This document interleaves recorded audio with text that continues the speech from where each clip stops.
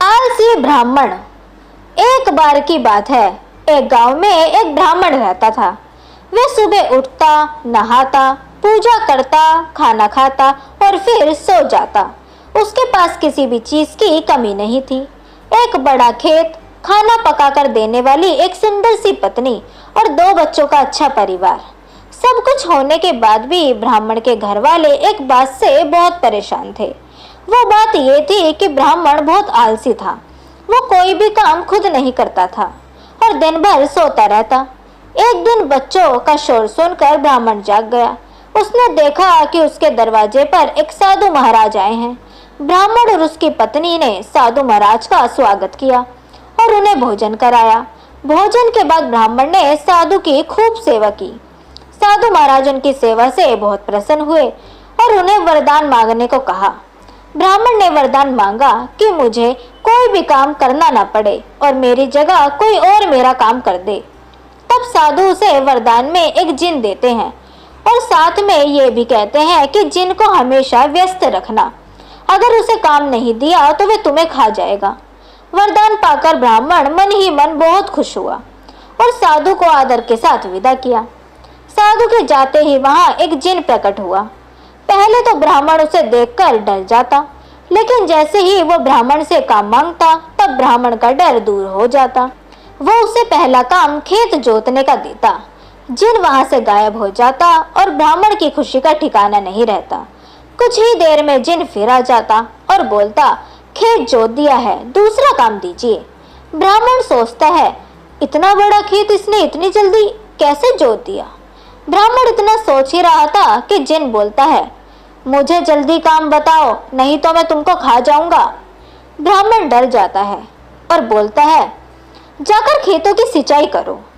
जिन फिर वहां से गायब हो जाता है और थोड़ी ही देर में फिर आ जाता है। जिन आकर बोलता है, खेतों की सिंचाई हो गई है, अब अगला काम बताइए। ब्राह्मण एक एक कर सभी काम बताता जाता है और जिन उसे चुटकियों में पूरा कर देता है। ब्राह्मण की पत्नी ये सब देख रही होती है।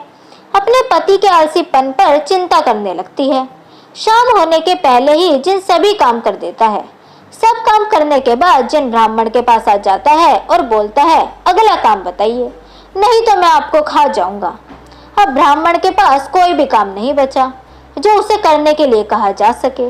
उसे चिंता होने लगी और वह बहुत ज्यादा डर जाता है। जब ब्राह्मण की पत्नी अपने पति को डरा हुआ देखती है तो अपने पति को इस संकट से निकालने के बारे में सोचने लगती है।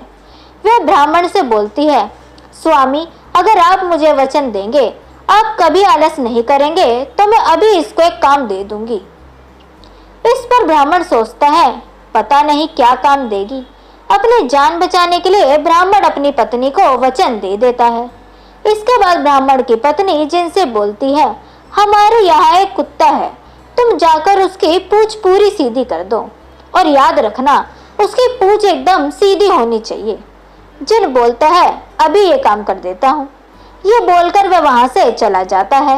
लाख कोशिश करने के बाद भी कुत्ते की पूंछ सीधी नहीं कर पाता और हार मान लेता है। हार कर जिन ब्राह्मण के यहाँ से चला जाता है।